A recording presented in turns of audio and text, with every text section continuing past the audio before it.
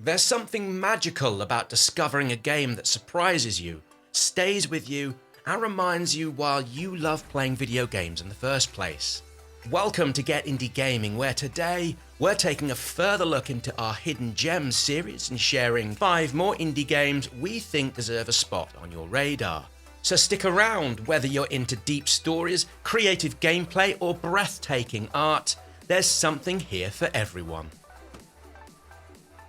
First off, we have a freebie that really shouldn't be. I'd have happily paid good money for this one, as I think so would many others, if only people knew about it. Slash Jump is a wonderful precision platformer that comes with a relatively absurd but wonderful premise. You're only able to move by swinging your sword in the opposite direction you want to travel in. Now, to begin with, this played havoc with my natural instincts on how I've been playing games for forever?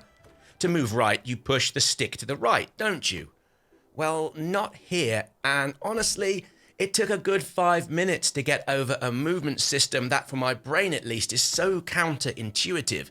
It feels the same as when I'm playing a first-person shooter and someone has inversed the up and down viewing controls. So frustrating.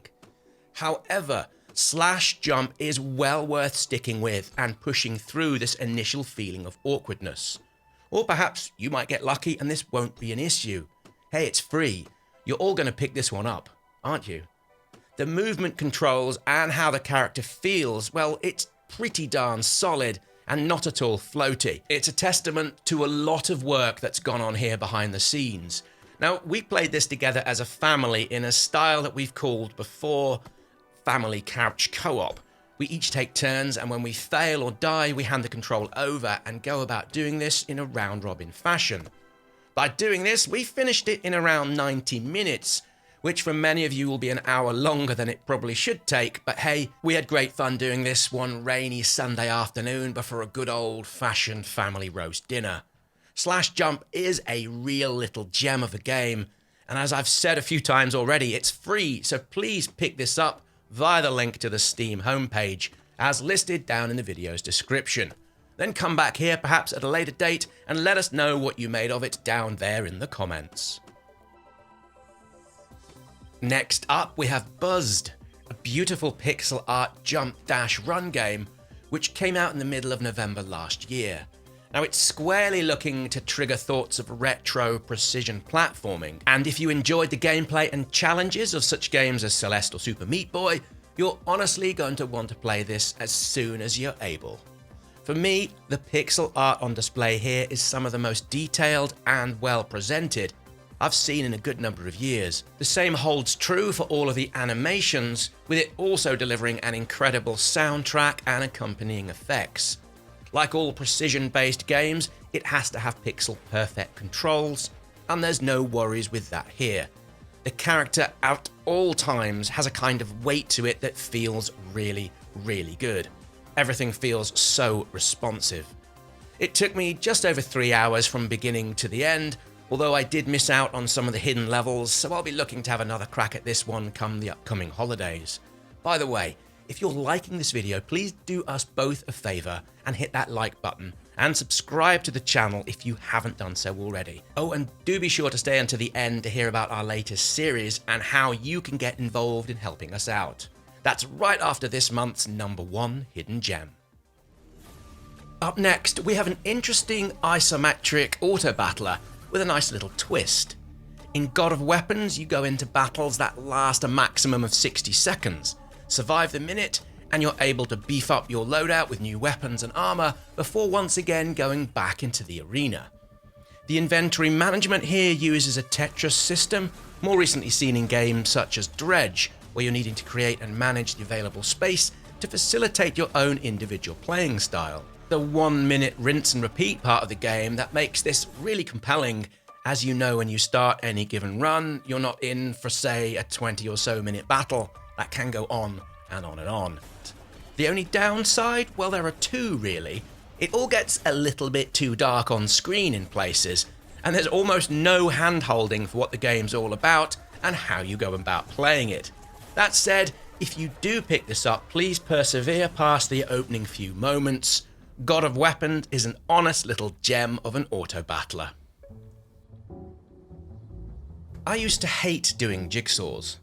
They always used to remind me of the dull part of the year between Christmas and the New Year, when back then all of the shops would be shut, and aside from a few forced walks about the place, there was very little else to do. To this day, show me a jigsaw puzzle and I'm taken back to the mid-80s, when things were just that little bit more bland and everything was denim. So why I like Wilmot Works It Out, which is essentially based on jigsaws, will take a little bit of explaining. Well, actually, it doesn't. Firstly, all the pieces are square, so it's easier to take a virtual step back and figure out which tile is likely to go with which. The control system is also really well implemented, with it being grid-based, where you nudge the tiles around with your character. I also loved one of the ideas where later in the game, the puzzles come to you with tiles missing, with them being in the wrong packages, meaning you have to figure out which tile goes with which puzzle. It's really rather enjoyable. As is the addition of a story that threads throughout the game with your character's interactions with the person who delivers your puzzles. It begins with idle chit-chat before coming more personal, before later being quite a profound look into her life and where she wishes to take it. This aspect wasn't something I thought I'd appreciate as much as I did, and the game is richer for it.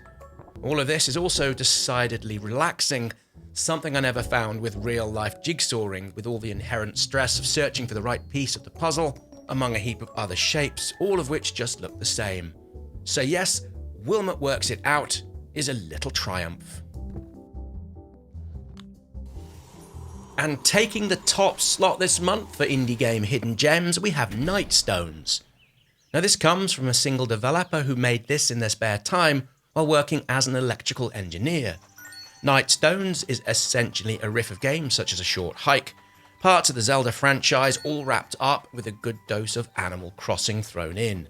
It's described as a cozy game, which it almost certainly is, with it leaning heavily into its art style and accompanying music to create something, well, it feels just so wholesome, like wearing a warm woolen jumper when heading out into the freshness of a crisp winter's day. The gameplay here feels really well designed with a mix of puzzles and exploration.